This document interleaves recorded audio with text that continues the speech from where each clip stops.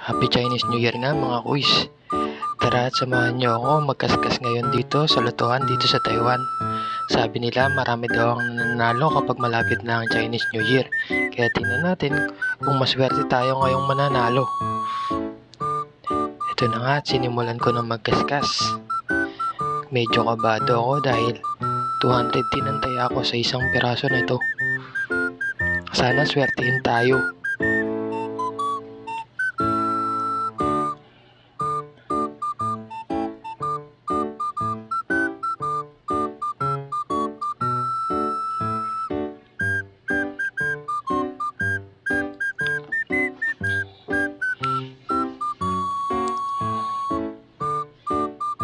At eto nga, may nakuha nga tayong isa.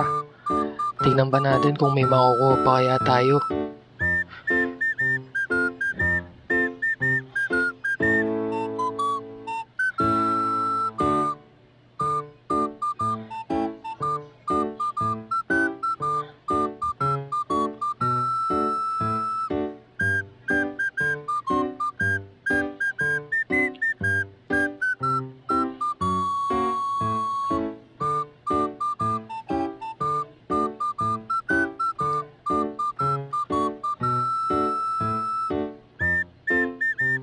Ito na at natapos na.